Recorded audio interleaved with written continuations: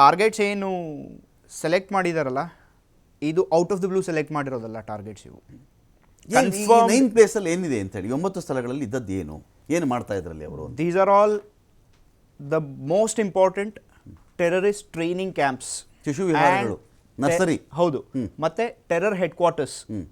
ಯಾರ್ಯಾರಿಗೆ ಪ್ರೊಟೆಕ್ಷನ್ ಕೊಟ್ಟು ಪಾಕಿಸ್ತಾನ ಕೂತ್ಕೊಂಡಿದೆ ಅಲ್ವಾ ಇವತ್ತು, ಯಾವ ಗ್ಲೋಬಲಿ ಡೆಸಿಗ್ನೇಟೆಡ್ ಟೆರರಿಸ್ಟ್, US ಆಗ್ಬೋದು, ರಷ್ಯಾ ಆಗ್ಬೋದು, ಅವ್ರನ್ನ ಡೆಸಿಗ್ನೇಟ್ ಮಾಡಿಬಿಟ್ಟಿದೆ, ಯುನೈಟೆಡ್ ನೇಷನ್ಸ್ ಡೆಸಿಗ್ನೇಟ್ ಮಾಡಿದೆ, ದೇ ಆರ್ ಟೆರರಿಸ್ಟ್ ಅಂತ ಹೇಳ್ಬಿಟ್ಟು.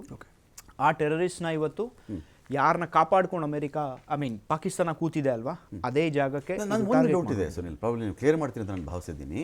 ಒಂದು ವಿಮಾನದ ಅವಶೇಷವನ್ನು ಅಲ್ಲಿ ಗಮನಿಸುತ್ತೀನಿ. ಹೌದು, ಭಾರತ ಹೇಳಿರೋದೇನು ಅಂದರೆ, ನಾವು ಯಾವುದೇ ಕಾರಣಕ್ಕೂ ಪಾಕಿಸ್ತಾನದ ಸೇನಾ ನೆಲೆಗಳು, ಶಸ್ತ್ರಾಗಾರಗಳು ನಾವು ಅದನ್ನು ಟಾರ್ಗೆಟ್ ಮಾಡಿಲ್ಲ ಅಂತ.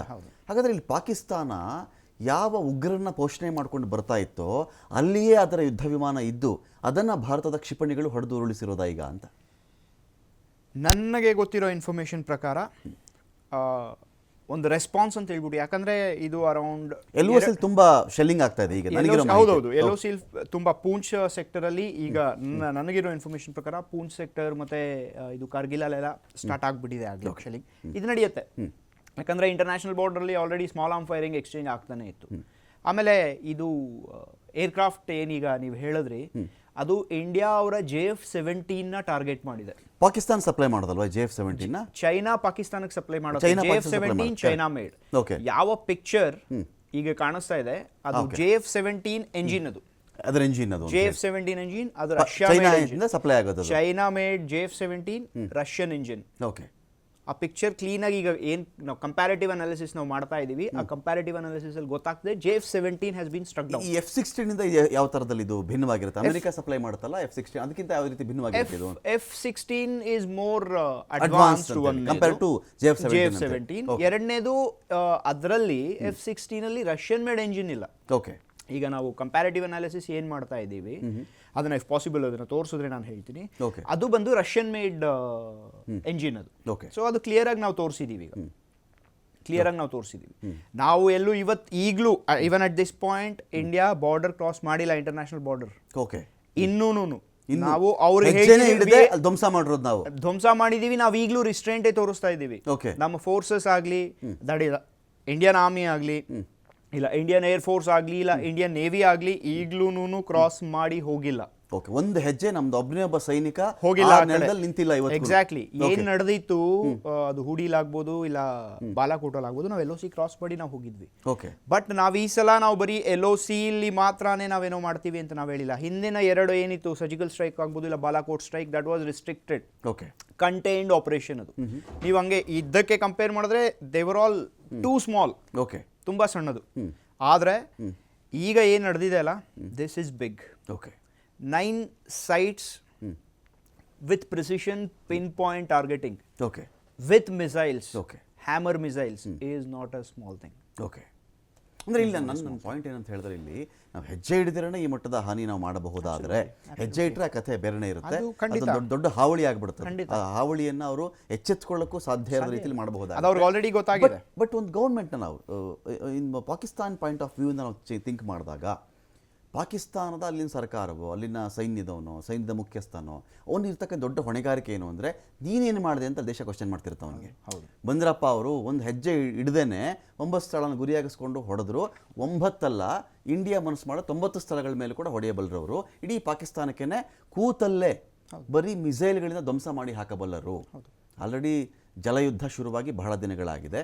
ನೀರಿನಿಂದ, ಗಾಳಿಯಿಂದ, ಮಿಸೈಲ್ ಬಂದಿರೋದು ಗಾಳಿಯಿಂದ, ಬೆಂಕಿ, ಅಗ್ನಿ, ಜಲ, ವರುಣ, ಈ 3 ದೃಷ್ಟಿಯಿಂದ ನೋಡಿದಾಗ, ಅಂದರೆ ನಾವು ಬೆಂಕಿ ಈ ದೃಷ್ಟಿಯಿಂದ ನೋಡಿದಾಗಲೂ ಕೂಡ ವಾಯು ದಾಳಿ ನಡೆದು ಹೋಗಿದೆ. ಈಗ ರಿಟಾಲಿಯೇಷನ್ ಅಂತ ಬಂದಾಗ LOCಲಿ ಹೆವಿ ಎಕ್ಸ್ಚೇಂಜ್ ನಡೀತಿದೆ ಅಂತ ನಾನು ಕೇಳ್ಪಟ್ಟಿದ್ದೀನಿ.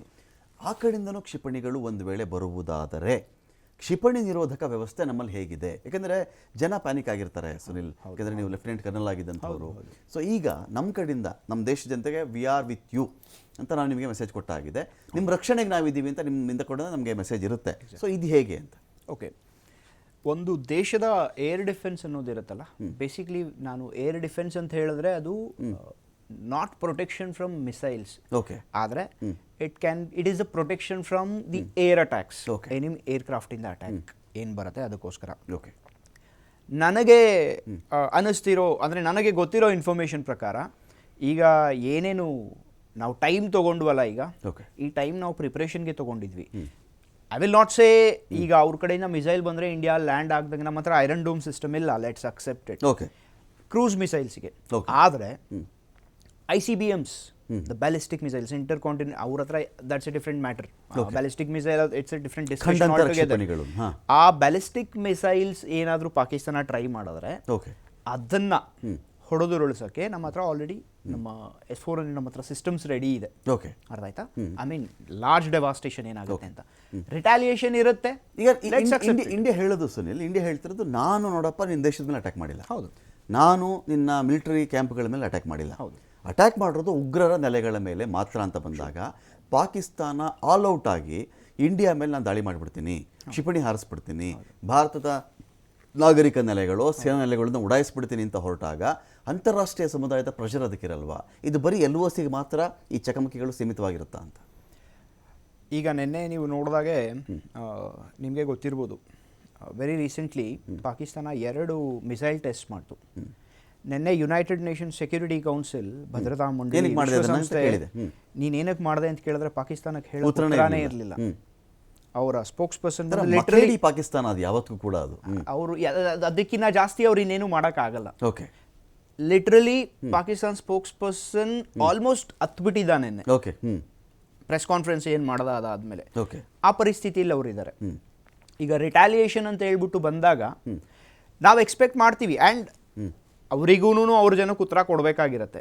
ಈಗ ನಮ್ಮಲ್ಲಿ ಹೇಗಿರ್ತಾರೋ ಜನ ಅಲ್ಲೂ ಹಾಗೆ ಇರ್ತಾರೆ, ಅವ್ರಿಗೆ ಗೊತ್ತಿರಲ್ಲ ಏನು ನಡೀತಿರುತ್ತೆ ಅಂತ ಹೇಳ್ಬಿಟ್ಟು. ಆ್ಯಂಡ್ ಪಾಕಿಸ್ತಾನ ಇರೋ ಪರಿಸ್ಥಿತಿಯಲ್ಲಿ ಈಗ ಎಕ್ಸಾಂಪಲ್ ನೀವು ಸ್ಕೈ ನ್ಯೂಸ್ ನೋಡಿ, ಸ್ಕೈ ನ್ಯೂಸಲ್ಲಿ ಅವರ ಒಬ್ಬ ಮಿನಿಸ್ಟರ್ ಬಂದ್ಬಿಟ್ಟು ಹೇಳ್ತಿದ್ದಾನೆ we have shot down 2 Indian military planes ಅಂತ. I don't know if you are aware or not, he is claiming it sky ನ್ಯೂಸಲ್ಲಿ. ಅರ್ಥ ಆಯ್ತಾ? ಎಷ್ಟು ಸತ್ಯ ಅಂತ ನನಗೆ ಗೊತ್ತಿದೆ, ಅವ್ರ ದೇಶಕ್ಕೋಸ್ಕರ ಅವ್ನು ಹೇಳ್ತಾ ಇರ್ತಾನೆ. ಆದ್ರೆ ಅದೇ ಆಂಕರ್ ಅವನ್ನ ರಿಟರ್ನ್ ಗ್ರಿಲ್ ಮಾಡ್ತಿದ್ರೆ ಅವನ ಹತ್ರ ಆನ್ಸರ್ ಇಲ್ಲ. ನಿಮ್ಮ ಮಿನಿಸ್ಟರ್ಸೇ ಹೇಳಿದ್ದಾರೆ, ನಿಮ್ಮ ಡಿಫೆನ್ಸ್ ಮಿನಿಸ್ಟರ್ ಹೇಳಿದಾನೆ, ಮತ್ತೆ ಬಿಲಾವಲ್ ಭುಟ್ಟೋ ಹೇಳಿದಾನೆ,